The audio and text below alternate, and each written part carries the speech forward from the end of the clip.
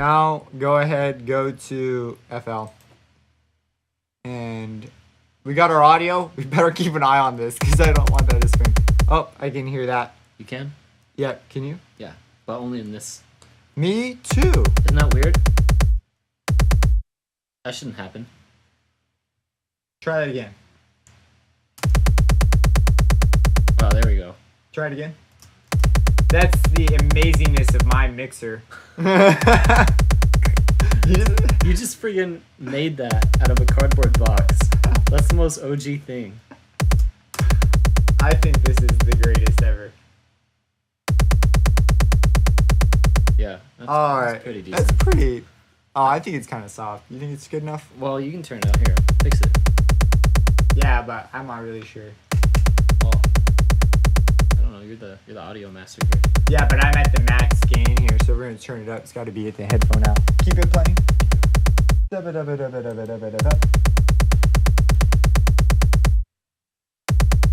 you go. It's pretty good. Okay, you can turn your mad beat.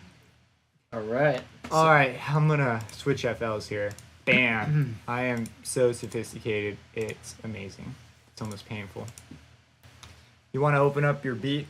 Got it. YOLO composing gloves here. And Jordan, he's opening a thing. He's in the zone. I'm in the zone, man. He made another beat, and we are going to observe the beat. And then he has a list of questions about this. This beat is like, so when producers say beat, they usually mean like song, but it's mostly a beat. So we just call it a beat. Oh, you used the kick drum plug.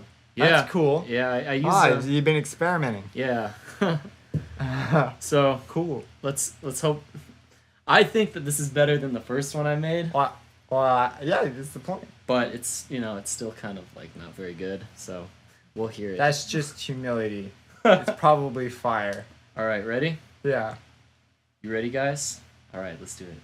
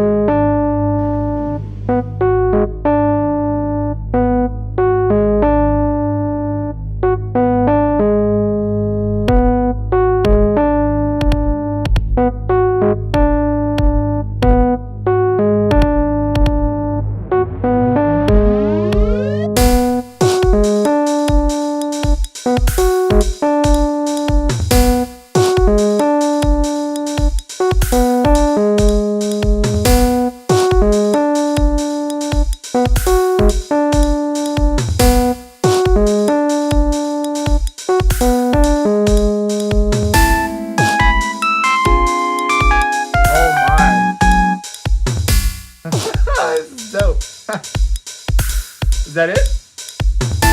Oh, dude, you got me!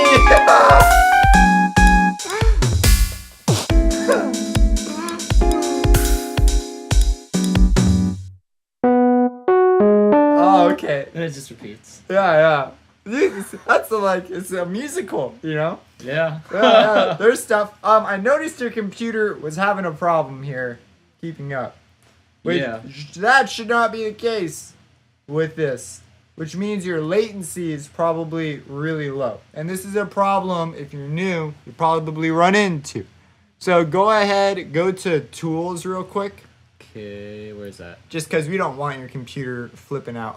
It's at the top. Hit Tool. Tools. Not Tools. Just hit F11. That's how I get to that menu. You can get to it up there, but just hit F11. Okay, now go to the Audio tab. Okay, Audio tab. Yeah, that's the tab. And click on Buffer Length Show ASIO Panel. It's thinking. Okay, so go to Settings and this thing. We're down here. That's where your buffer is gonna be. Now this is only specifically for Jordan's interface. So go to 20 milliseconds. 20 milliseconds, right down here. Yeah. So this is gonna so this setting here, if we were working in ASIO for all or I haven't messed with FL's ASIO thing because I have a Focusrite thing. So, but basically there was going to be this buffer setting somewhere. And what buffer does is it's like a room. Imagine it like a room. And so inside FL, there's all these little guys bringing in boxes of your sound. And they put them in this room. Mm-hmm. And then there are guys who come in at very consistently and they take these boxes out. And if a guy comes in to take a box out and the guy who's supposed to bring the box hasn't come yet, that guy flips out. Yeah. And then you have a problem. Okay. So this is called a buffer. So we want to fill the room. So by making it 20 milliseconds, you basically have made a longer time for people to come in and put boxes in before a guy comes to take the box out. Okay. So it can help with processing substantially. Now the difference is when you press the key, there's going to be noticeable latency. So like before, if you played and it was like, oh, okay, this is, you hit a key and then you hear the sound. Now it's going to be like you hit a key and the sound comes a little later. So typically you'll turn that setting down when you're recording to like 10 milliseconds. I mean, it depends on your tolerance. Some people feel like they need to go shorter. Because that buffer setting isn't the only delay happening in your chain. Because actually anything under like 40 should be fine. But in reality, there's actually a bunch of other stuff. So your buffer's actually going to be longer. So you have to try out with your chain and gear and stuff for the different things. So mess with that. That's going to control latency, but also control how much stuff your computer can process. And what people will do is they'll render stuff to audio instead of having things be like working plugins and synths. Like they'll take all that MIDI and they'll record it as audio files. Okay. That's a lot easier on your computer than working through a synth. So, but the trade-off is you can't like change the notes in the audio file near as easy. I mean, there's methods, but I wouldn't consider those. So I usually work in MIDI and mess with my latency settings. Like when I mix, I turn that setting, the latency all the way up. So that's the last thing. So even if I don't have like a MIDI instrument, can I still work? Yeah. Okay. So go ahead, close it. Let's see if that was the problem though, because it seemed like the audio still. Close that, and then go to like the middle of the beat and just play it. Right, like right here. No, go over to where stuff's like a lot more stuff's happening. Like, well, I mean like right here. Your computer's just jerky in general. I don't know if I'm missing. This is probably when the stuff starts to happen. Yeah, so you click right there, hit play. Okay, it looks fine. Maybe that was it. Maybe we fixed it. Let's come over here and try there.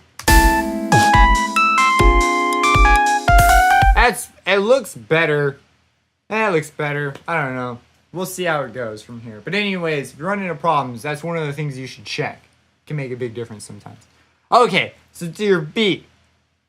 Like, give us the lowdown, bro. All right, so the lowdown. Well, so I came up with this, with like this first kind of idea. Yeah, the dun dun dun. Yeah. I came up with that. It's basically, what it was supposed to be was like a G sharp super low scale, and then you always have these like really technical reasons. And then I just took I just took the arpeggio, like the 7th chord. Yeah. Right. But I started on the 3rd, and it actually kind of sounds more Dorian now a little bit. So then that happened, and then basically that was like the foundation of this whole thing. And originally I was just gonna take that one idea and have that be the only like melodic thing that was happening, and then focus on the beat. And then since we did Citrus in the last video, I thought I'd incorporate it here. Yeah, the low note. Yeah, and that's just the G sharp, to give it like some bass there. And then over here, I kind of came in with the bass drum. I found this really cool thing because I originally just wanted to put kick there, but when I was looking for Citrus, I came across this. Yeah, bass drum is a plugin for bass drums. Yeah, so that sounded pretty cool. So I kind of just gave it a little backbeat right there, like a little heartbeat to propel the thing forward. Okay. And then I found these risers over here. See, over here, risers. Yeah. So I picked one of those because I don't know. You were showing me some. So you dragged it in as a MIDI thing. So click on your setup. Double click that. Go to that pattern. Click on riser overdrive. Oh, so you pitched it with MIDI? You can drag the sound file straight onto the sequencer.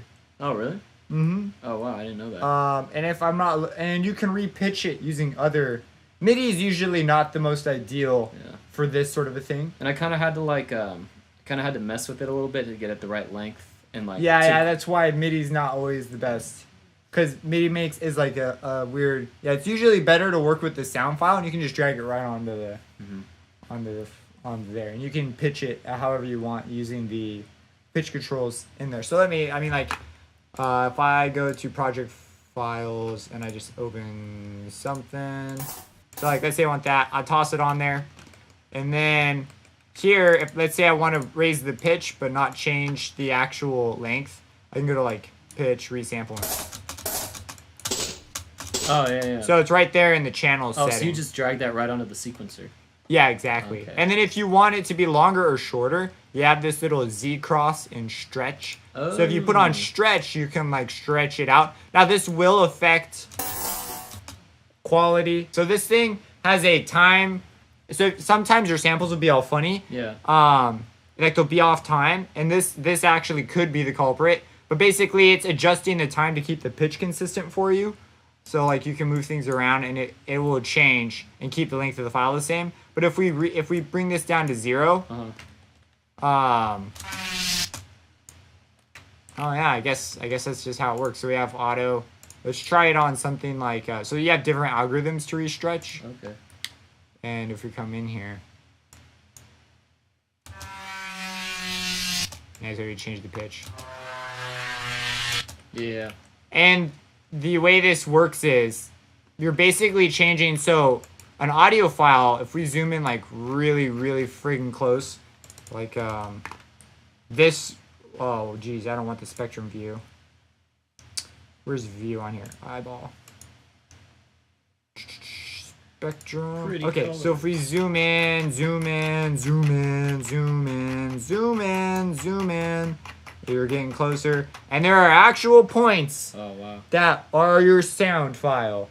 And what it's doing is it's reading them at a rate. It's called your sample rate. Sample rate. And so if it's CD quality, it's 44,100 times per second. So if you want to change the pitch, what you can do is you can just read them at a slower rate or a faster rate. Okay. And that'll actually change the pitch. This thing is actually compensating for the pitch and doing a couple other fancy things, but that's what's causing that distortion. It's how it's dealing with the points, because it's only got, your data is your data. So what a lot of people will do when they're recording stuff is they'll record at a really high sample rate, because then you can do a lot more fudging and it won't make as big a difference. It's like recording like raw footage and then down rendering to HD. Like you can zoom in a lot further on raw footage, and then when you render to HD, it's not going to make like any difference, because before you had really a lot of resolution, and you're going to a lower resolution anyway. So it's the same in audio. There's a similar idea as far as like,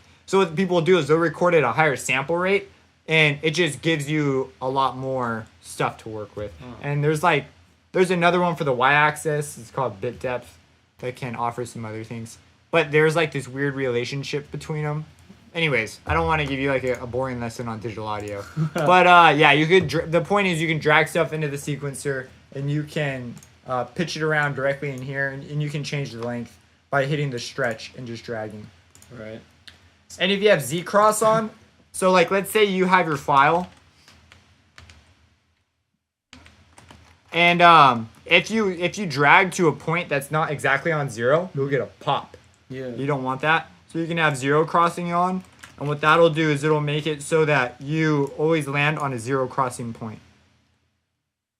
Yeah, see, because that, like, especially when I was, like, making the beat, I felt like the time signature wasn't, like, lining up. Anyway, yeah, that's the way you could do that. So, yeah. Options galore. So, anyway, so then I guess the next part of this would be the beat. So, now, the way I approach this... Here, let me just bring this up. There we go. So, I kind of just... Honestly, like... So, here, let me just play this for you.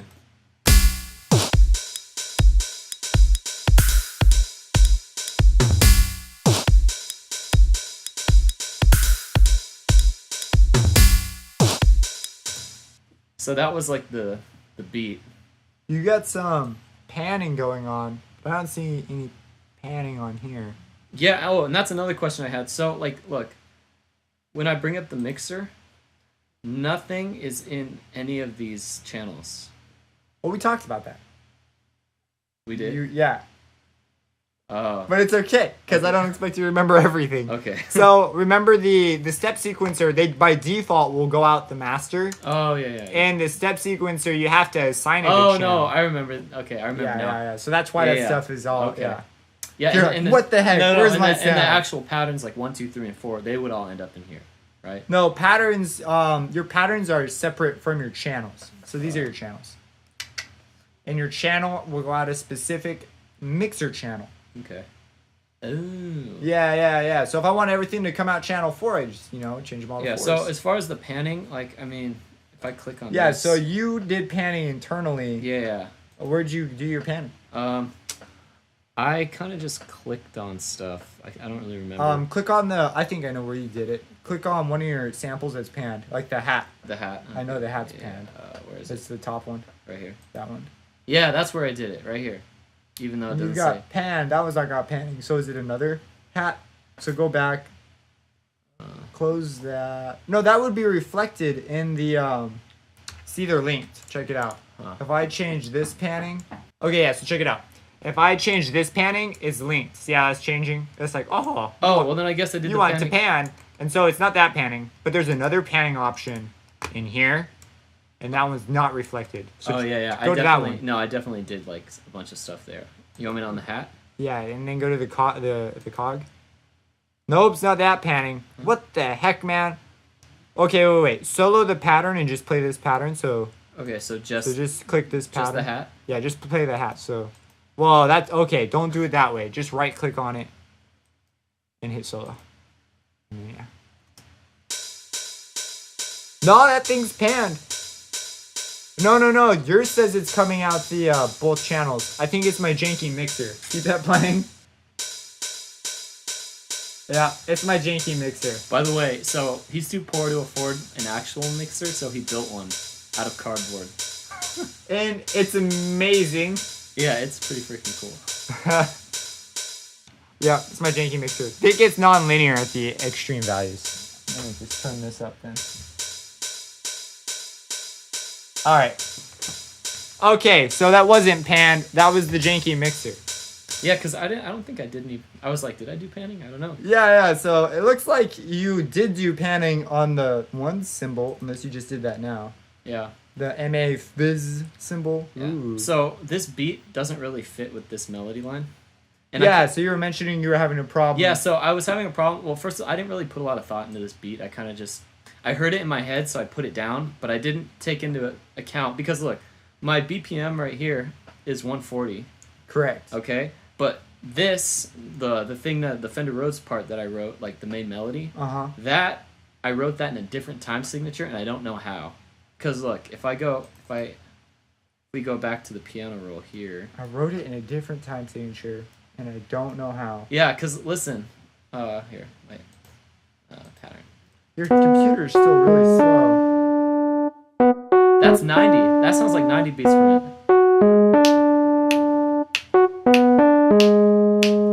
But really it should be like doom digga doom digga, right? So that it's weird. And then this beat, like, you go back to this and you play it.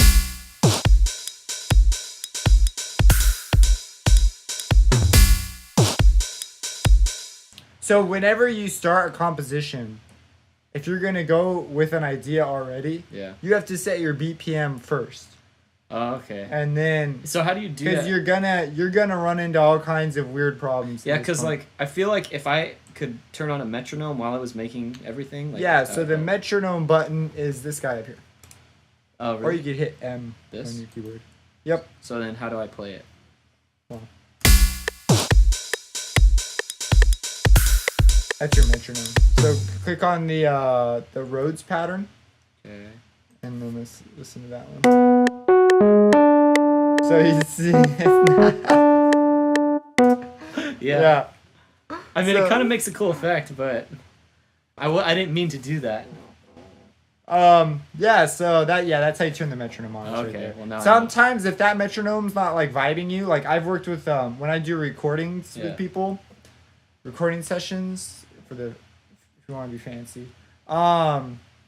They oftentimes don't dig that sound. They're like, yeah, I'm not vibing this. And I'm like, oh no, we gotta have a vibe. So what I'll do is I'll just do one of these. I'll find like a drum loop that they like. Oh, and you make your own. And then I just drag it in over and over and over. Yeah, but that's a pain in the butt. No, it's not. You just make a thing they want, and then you just put it in there a bajillion times. Like, and that's the paintbrush. And then you just hit record, and okay. You problem solved. Yeah. And then anyway, so then I guess the next part would be this part right here.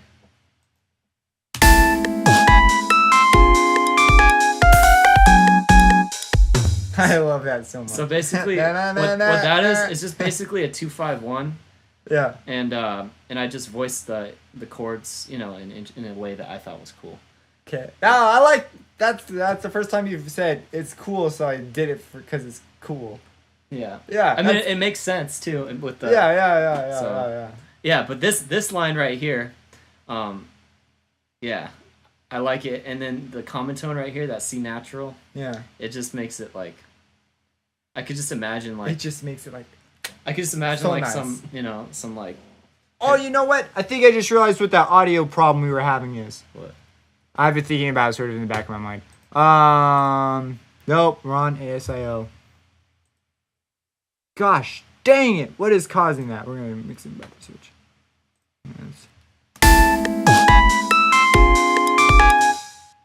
It looks better. Anyways, continue. Yeah, and then basically, so and then I just soloed the drums right here. And then I just repeat it.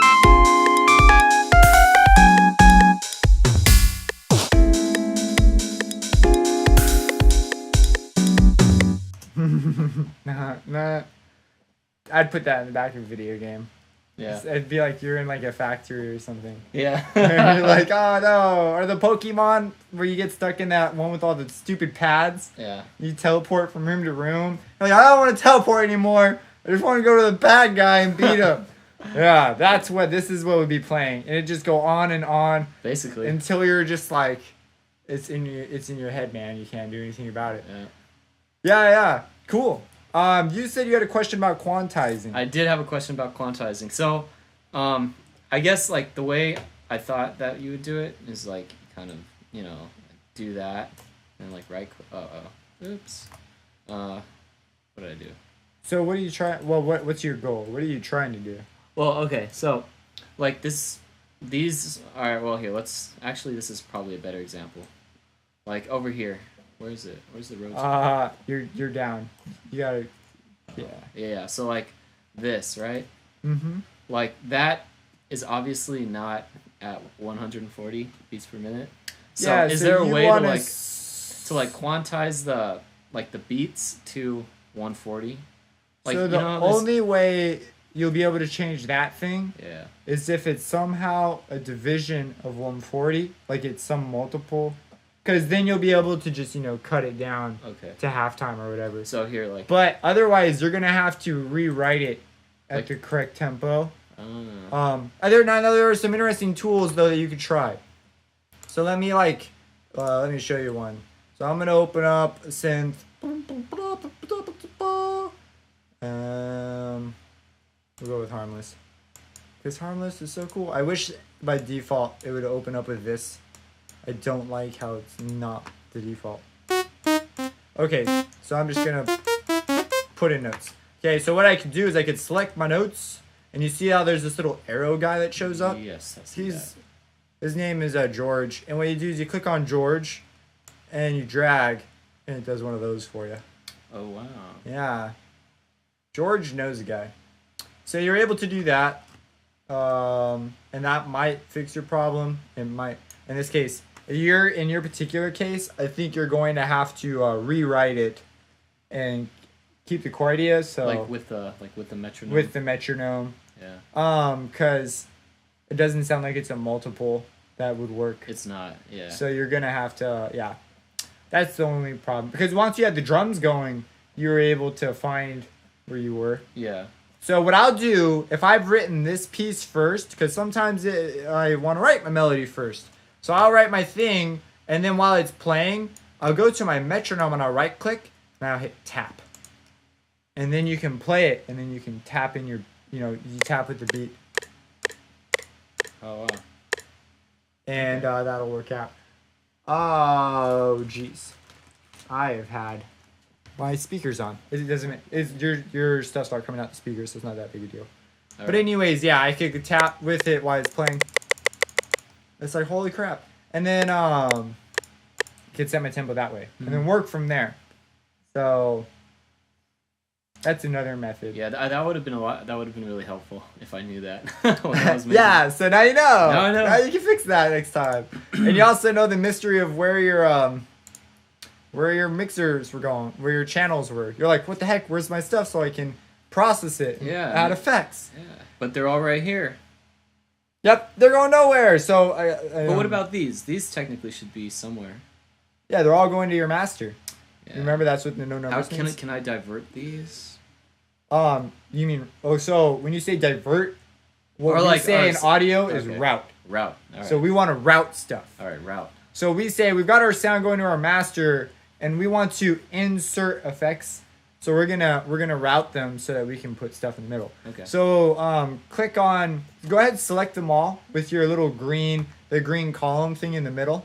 Yes. Yeah, select all that jazz, and then hit Control L. And that'll send it to the mixer for you. All right, I'm going to do it with one hand since you always complain. Well, that's across the keyboard. This is a two-hand shortcut. I mean, if you want to do one hand, not for me. That's dope. So yeah, go ahead, click on your mixer, or you can hit F9. Oh, yeah. And now it's all there, and it's all been routed. It's even been named.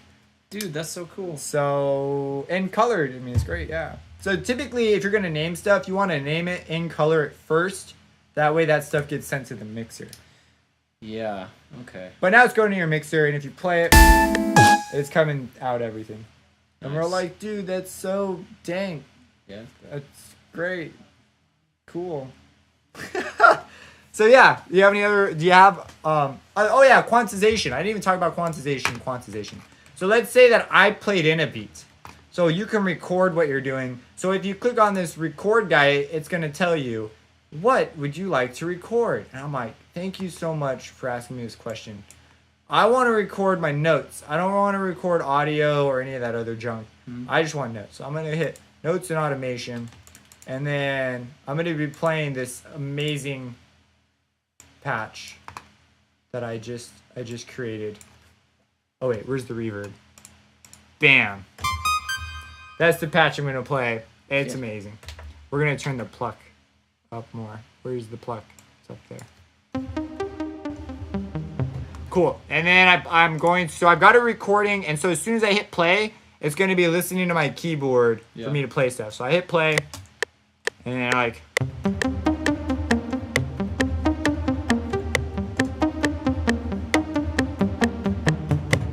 let's say that's what I want. So I've got my data in here now, and it doesn't turn off automatically. There's a setting for this, I believe. I just turn it off though. Okay. But you might not, and then you're gonna be like, "Oh, jank, it's still on" when it starts doing more stuff. Yeah. So you just undo that and then go and turn that off. So now we're all done recording. So I'm like, cool. So it's literally as simple as hit this and then select notes and automation for recording notes, and we'll do audio another day. So I have it in here now, and I'm looking at this. I'm like, cool beans, bro. But if I play it, maybe it's not the length. Maybe it's just not quite what I want. So come here.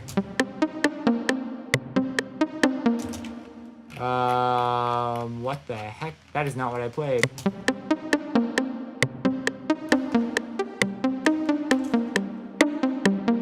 I think I have. Now you notice. Okay, so I got a different problem. This is actually a problem I've not had before, but I know it's causing it. So I'm like, that's not what I played. This is what a ripoff. And I come up here, and I believe I have input quantize on. Input quantization. So that means that it's going to quantize it for me while I'm playing. And I do not want that. I want the metronome on. Wait, so the metronome, can you just play the metronome? Like, how do I just make it play? Just create an empty pattern and hit play. That way, yeah. Loop recording countdown, wait for input.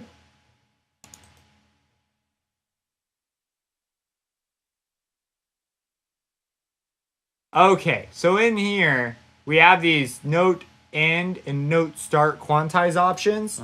It's doing it automatically, and I believe it will do this according to the snap setting I have, which would explain why things are getting quantized to like every beat. And so it was not enabling me to do some like eighth note stuff. So what I'm gonna do is I'm gonna change it to a smaller grid resolution. If you don't want a snap setting at all, like no input quantize, you can just turn it off. You can come in here and just be like, no, I don't want that. I don't want that either. And now it's gone. I updated FL. And so that's why I had that deal. Now there are some benefits, like look, my MIDI controller has velocity sensitivity, so it also took with me the loudness, how hard it's hitting the keys. And, nice. And you're able to scale this data with your specific MIDI controller usually. Okay. But anyways, let's do it again. And so I'm gonna hit R this time to enable record. And it selects everything, but since I'm only gonna be playing audio and none of my mixer channels have been enabled, like if I click this, now it could record audio.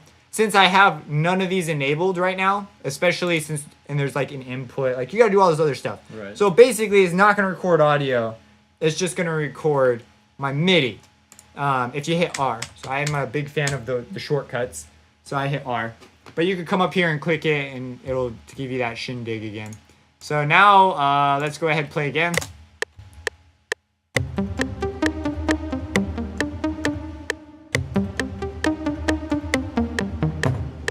And so we're like, cool, we got our thing, and we play it.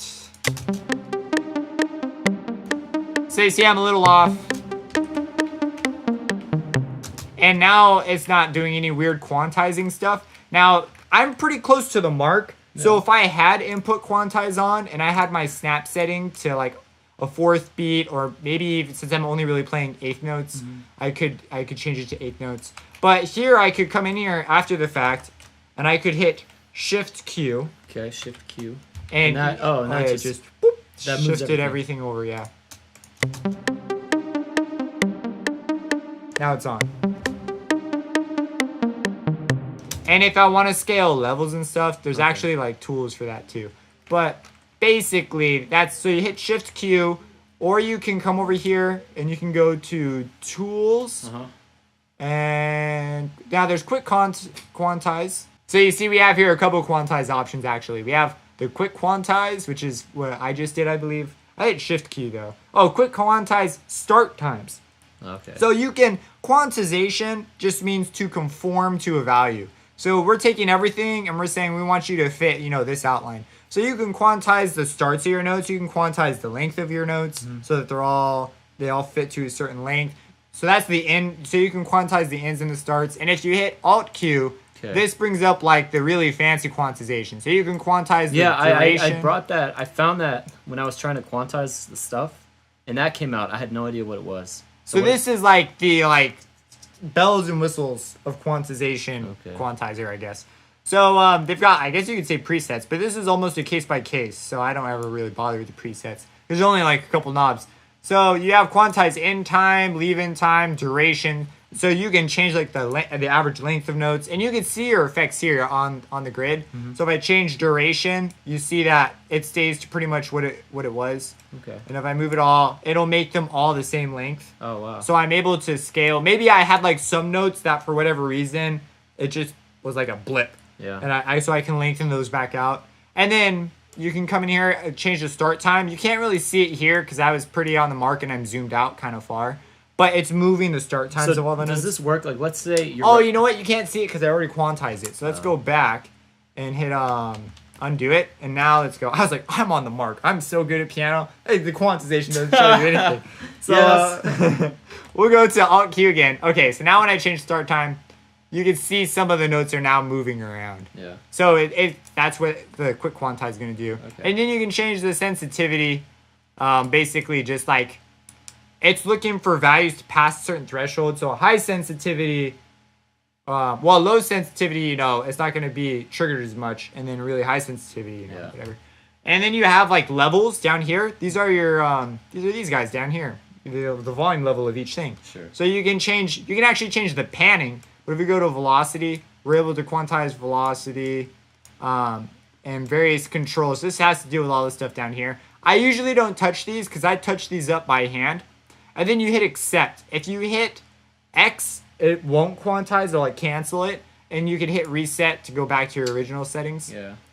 And there's one other thing. I'm going to like do some of the duration here too. Go for something like, I want quantized duration. Yeah, that's what I want. And then, so I'm going to hit accept. And now I'm going to come in here and there's no replacement for touching things up by hand. Okay. So now I'll do that as like a general brush stroke. And if it's something that has like a lot of feeling to it, you don't necessarily want everything to be right on the grid because then it's all mechanical.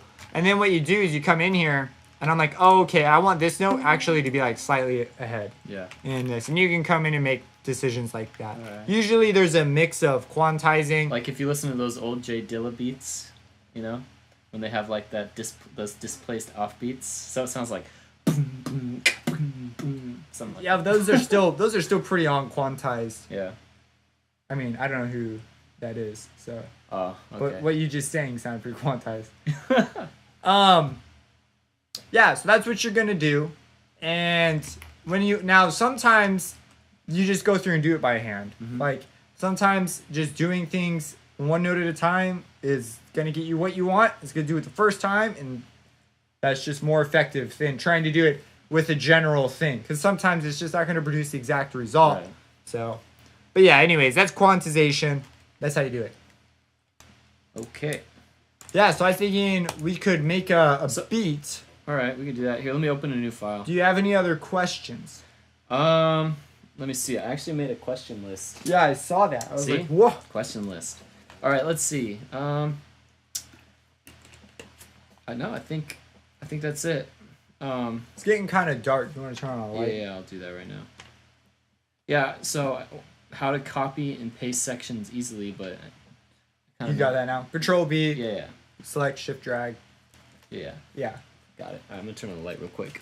Yeah, grab the, yeah. Yeah, so we're gonna make a beat now. I'm gonna go for like a chiller, slow kind of beat. And maybe make a cool riff. So it's basically just get a cool drum loop and a cool riff. Okay. One of those.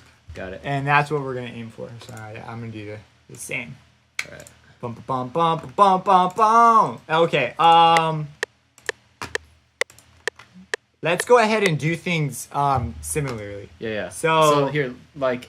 First, let's make the drum loop. Let's go drum loop first this time. Okay. So I'm gonna unplug so that you're not hearing my stuff and I'm not hearing your stuff. Okay. And then we'll reconvene. And I want it to just be a drum loop for, I don't know, however long you want. And when I say loop, I just mean like a drum track. So Sure. maybe you wanted to do something different.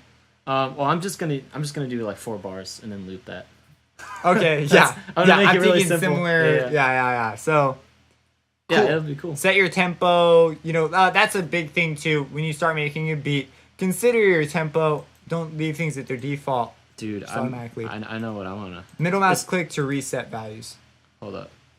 Let's do like. Oh, you just gonna do that. That works too. Oh yeah, dude. It's Okay, cool. Here we go. Ready? Yeah, go for it. Oh, Marcus, go. Okay. So, you want to go first? You made a loop thing. Sure. So this is Jordan's drum loop.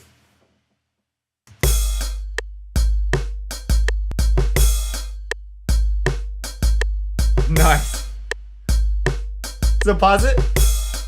I'm excited to see where you go with it. So, yeah, it'll be interesting to see where you head with it.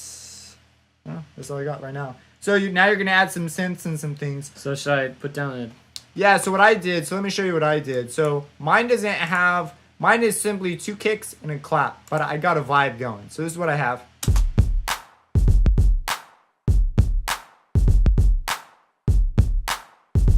Nice.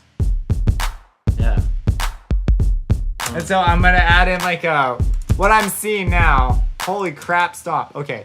What I'm seeing now is I'm going to add in like a bass guitar. And then, you add in the hi-hats and things come in piece by piece. So mine doesn't have the other stuff yet. But, things to come. So let's go ahead and add in some additional items. I guess since we're talking composition here, what I used here was, it's usually a good idea. I mean, first I thought, what do I want to do? And I knew that I wanted my kick and my snare were going to be, or my clap in this case. I actually thought about a snare and I was like, no, I need a clap. So I went and I looked for a kick. I was the opposite. I was like, I don't want to clap. I want a snare. So you go and you look, and then it's important to lay down like, what's the main relationship between these two guys. So I was like, I already knew that this was the rhythm I wanted, and I used this item, this little slider up here. Yeah. This slider is the swing slider. This? Yeah, so go ahead, turn that up. Turn it up all the way and play your beat. Yeah, so it swings it for you. That's cool. I usually will. Sometimes I'll toss a little bit in. Sometimes I'll go a lot. One time I went like a bunch of it because I really liked what it did, and then I got all these comments about how there was too much swing on it, and I was like, screw all you guys. This is what I wanted. Yeah. So okay, so we got our drum beats. Let's go ahead, add some elements, and maybe you might try experimenting with that swing slider. So I have a question. So here's my question. I've got pattern 1. Check this out. Try to do a pattern 2. It's there, right? Yeah. But when I click back on pattern 1, pattern 2 disappears. Well, pattern 2 is empty. So it's like there's nothing in there. Oh, duh. Yeah. Yeah. What I did here was I laid down 4 of my pattern 1. 4 of them, and then I made this one unique so that I could change it just on this beat, on this measure. Okay, let me try that. So it's the make unique workflow. Yes. So you put them down and then you make it unique, and then I made this like a fill, because people expect things to happen usually on. That's a good thing to point out. If you're gonna do stuff, especially in 4/4, people generally expect things to happen, and once you've repeated it 3 times, something could happen. And this works for a macro scale too. So maybe this is your 3 times, and this is the part where something happens. It's just a pattern. And then every 8 bars, they expect to change. It's just a true thing in most music. Okay. Well, I mean, most commercially accepted music. For sure. So, let's add some extra stuff to it. And you're going to dig through some synths. I'm going to use Contact. It's a plug. I know a lot of you guys probably won't have it. But I also want to show you some things that would maybe influence why you would buy something. Because I know for me, when I was new, it was incredibly frustrating figuring out what people used and how it worked and if it would be good for me. Because some of the things I'm going to show you, they cost some bucks. So, and I saved up and I've sort of accumulated things. I pick them up on sales. So, yeah, I got my first job just so I could buy Complete. Like, that was, it's one of the, I still consider it amongst my top buys I've ever bought as terms of audio value, production value. Yeah. So anyways, okay, so we're gonna make our lines and riffs and sort of fill out the beat, make it jam a bit more. All right. So I'm gonna add some synth lines. You add some synth lines. When you have a cool jam, we'll reconvene. Cool. So here we go. Let's do it.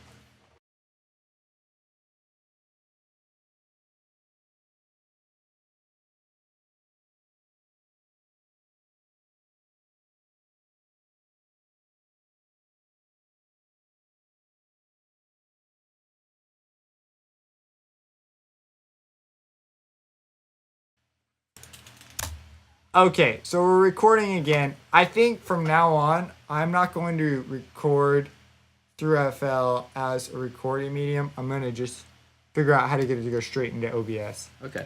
For future. And I'll balance levels. We'll have to do some experiments.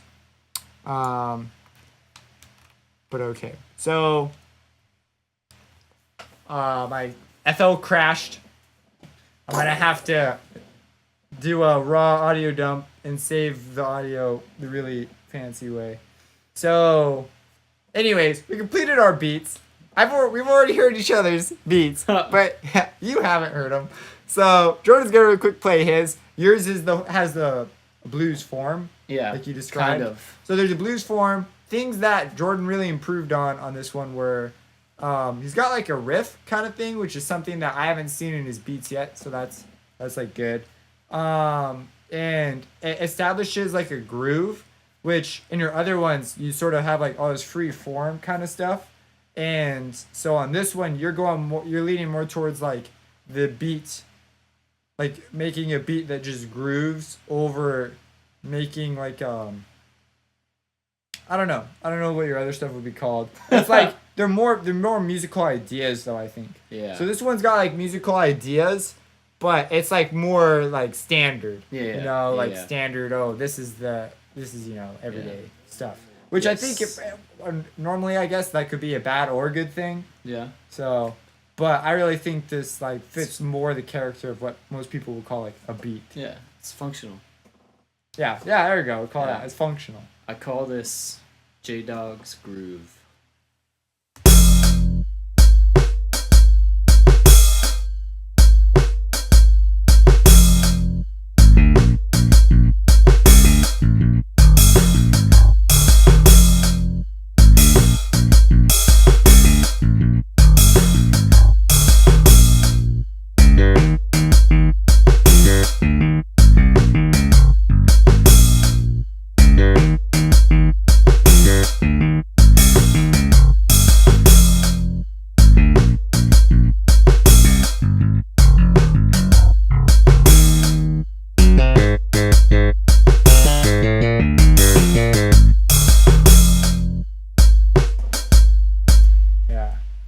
Man, I like that last part so much. I like that. That's cool. Yeah. I mean, it's cool. Yeah. It fits exactly what you're trying to go for. Yeah. I could see this in like a Sims game. Yeah. You're like on your tractor mowing the lawn or whatever. Yep. And it's like, oh. And then when you're done, and then you get like whatever happens. Yeah. Like, oh. Yeah. I think this is your best one so far. Cool. Improvement. Even though, like I said before, I do like that, like, the that's cool. Yeah. Okay, so that's Jordan's beat. I'm going to show you mine. I kind of did a lot because Jordan was figuring out workflow kind of things. Like you said, duplicating patterns, getting used to the make unique. Yeah. It takes time. So mine has some strings, a guitar. Now for what you did with your guitar, I think that if you had just like options to more nicer sounds, you'd be a little more inspired. Yeah. I had a piano teacher who said that like when you sit down at a piano and you play some notes, you can tell, like, you can draw inspiration out of a good piano, but it's really hard to draw like good inspiration out of like a cruddy sounding piano.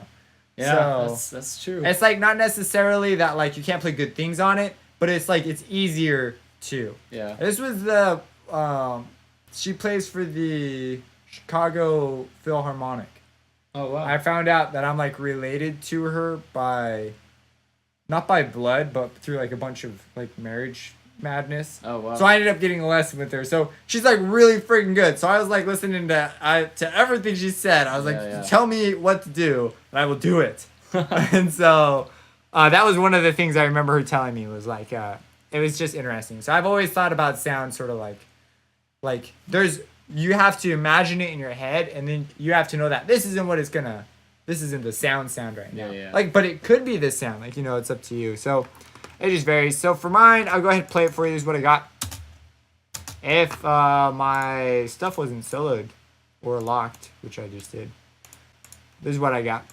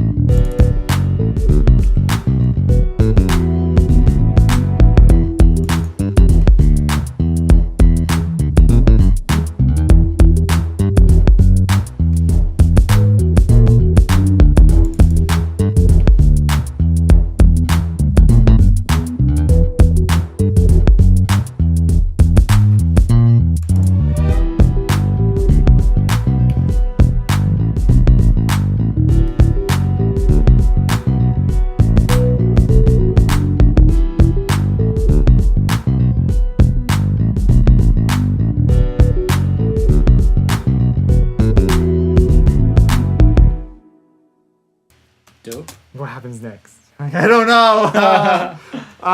Okay, so yeah. I guess songwriting. I made the drums first, and then I wrote out this guitar riff, or bass riff, I guess, is a more appropriate thing. And there were no chords at first, and it sounded so. Okay, how do you like come up with grooves like this? Because I like come in on a strange beat. I don't know if you guys have ever heard of an artist named the Fat Rat, but I was like, the Fat Rat writes all these amazing melodies. I have to figure out how he does it. And so I sat down and I listened to song after song, and then I wrote every single melody. And then I wrote like so many friggin' melodies. And then I went through and I looked for like things that I could use. Like I was just looking for like tools. I was like, oh, what does this guy do? Yeah. And there's another guy named Alan Walker, but I guess he's not like the producer, and his producer's like the genius behind most of the songs. I don't know. This whole thing went down. But the songs by the dude named Alan Walker are also really good. And I also wrote out several of those melodies, and I noticed some things. Some of the things I noticed were these guys do not like downbeats. Like they don't. Like they like them, but they don't like them. I found this like level of mixture. So sometimes there'd be whole measures where I felt like they never touched a beat, but it still sounded good. Yeah. And I was always like, how did they make this happen? Right. And so I discovered that, and I discovered that they would use certain harmonic tools, like they'd pull up to notes and stuff, appoggiaturas and stuff like that. Yeah. And that would give weight to the beats that were the most important, and these things would always work in conjunction with their drums. And so they'd form it so that their melodies didn't always necessarily have to be super, because the drums would fill in bits of it. And so I found this it was just strange, fascinating to me. So ever since then, I've been like experimenting with just staying away from beat, throwing in things like here we hit a beat, but it's sort of like, it's a short little bump. And I noticed that was another thing. Like they'll hit beats, but they'll definitely be a level of importance. So like, for example, this beat's a really important beat, and it's beat 2, which is like weird because we expect it on beats 1 and beats 3. And so by doing this, and I make this note less important, and this note, well, that note's just on a strange beat all alone. But this note's less important because it's short and this one's long. So things like that. That's how I come up with these. So I wrote a bunch of these. That's on like the E of 4, or like some weird beat. Yeah, it's just so if I play this out of context, like without the drums.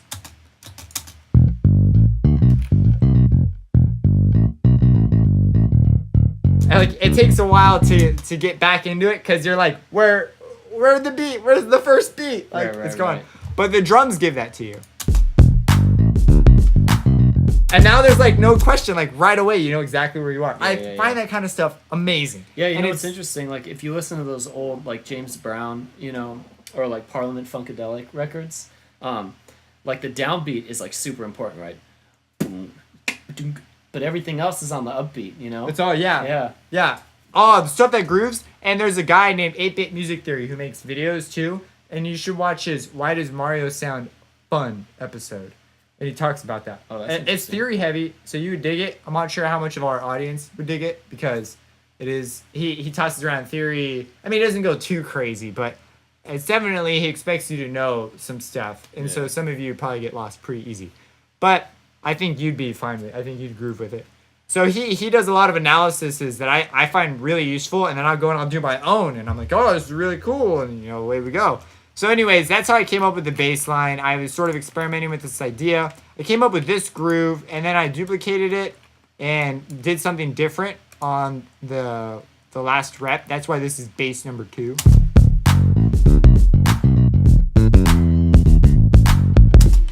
And I have 2 types of automation. So automation is just when you want to change something over time. And so I'm going to send an instruction to say, hey, change this. So let's say you've got a synth, and you want to have like a vibrato thing, like, I don't know, maybe you're playing a line, it's like, dun, dun, maybe you're doing a pitch bend. Sure. And you want to change the pitch to go up over time, but only at that moment, because that's what it makes sense for the music. So what you do is you need to send an instruction to tell it what to do at that time. And there are 2 ways to do this. One of them is embedded in patterns. Okay. And so this one right here, I need to go to my bass. I am on the bass. So if I go down to control, you'll see I have like all these extra things here. Yeah. These are instructions I'm sending. And I like to do it, so this is automation in the piano roll.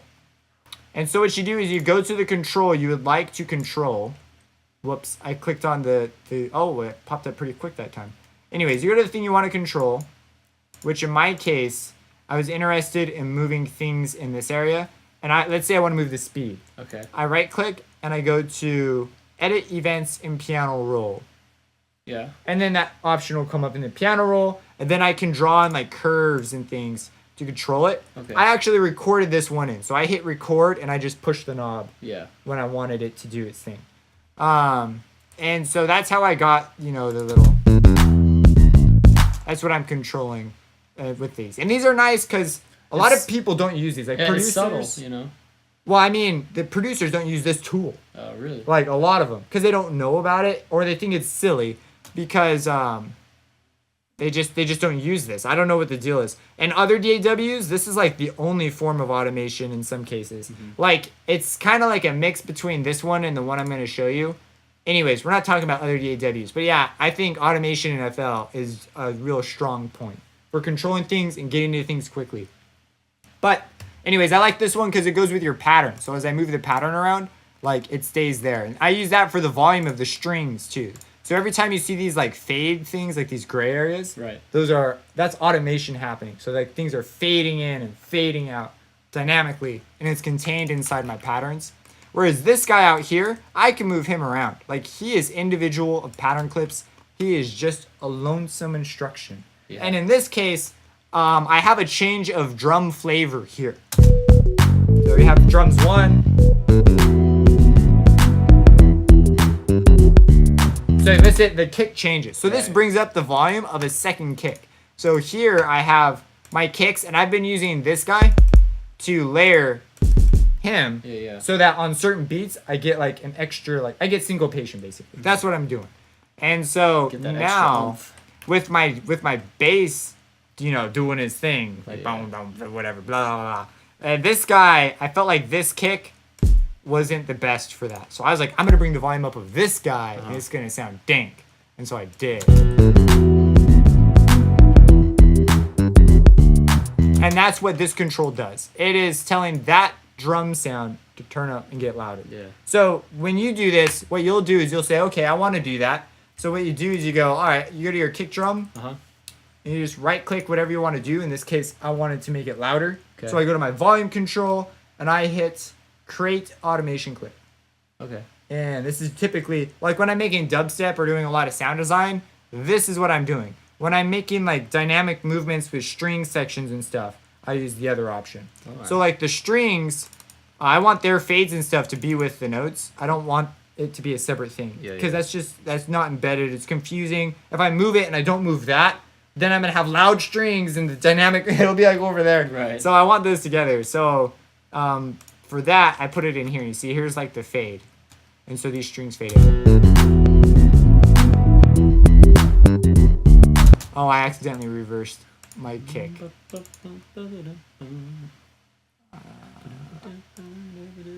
Oh, there it is. Reverse. Okay. Yeah, I was like, there shouldn't be a control knob. It's just a button. And so besides that, that's automation. I did add in these strings, and so let me real quick explain to you. Like, here's one of the reasons why Complete was so worth it. So Complete comes with all these instruments. Now everything you see in my side view here, every single one of these does not come with Complete. So this doesn't come with Complete, but the instruments I'm using do. It's not really Complete. They're lying to you. Well, these are actually made by other companies. So Contact is like an engine that you can use to make high quality sample instruments, which I use that for the bass. So I have the bass going, and I use the J bass, and I set it on presets that I just went through. I changed several aspects of the samples, and so, but it doesn't sound like that because I have it running through a guitar rig instance that is giving it the final sound. If I take this off, so I'd have, it wouldn't sound nearly as cool or fit. Right. And so this is what that's like, I liked that a lot more. Yeah. And then the strings too. So the strings are coming, and the strings actually have this scoop option, scoop slow. And so I'm used to working with this in my template too. I had to set up so much extra stuff just because I'm not in my template. So next time I'm going to work in my template, and I'm going to show you why templates are friggin' amazing. Because I wasted a ton of time just setting crud up. Yeah. So anyways, this scoop thing here, that's a scoop option. That's actual string players playing that actual thing. That's why it sounds so good. Yep. So the robots are taking our jobs. Well, it's just the robots. I've sort of, I've got. Yeah. If someone had to record them, get them together, and then program it, and then someone had to think about it. I don't know if we'd call it robots yet, but I think audio engineers are running musicians. Musicians are gonna be obsolete in a couple of years, man. It's all gonna be computers. Well, yeah, who knows? Yeah, I don't know. I don't know. I think there'll always be a place for someone who can express themselves through an instrument. Oh, for sure. Yeah, but you'll have to be really freaking good to do it professionally. Yeah. Yeah. I think there'll always be like those like little like jam spots. Because you get like vibes. Vibes are a big part of music. It's not just the music itself. Maybe for like the big industry, but yeah, so that's that. Do you see anything here you have any questions about? I think that's good for this video. We covered a lot of stuff. You answered a lot of my questions. Yeah. And I think, yeah. So do that again next time. Yeah, have another thing ready to go. Okay. And there's actually a lot of free download content for DirectWave. Oh, really? Yeah, so if you go onto like your account on ImageLine, okay, they'll have a free download thing. You just have there's tons of stuff you can download. So you get more sounds. And then I'll also maybe we'll mess more with Harmless. Okay. Harmless. I'll show you a couple of things about how it works, sound control and stuff. Sounds good. Sound design. Yeah. Yeah, I don't know. We'll have to look into that. But anyways, yep.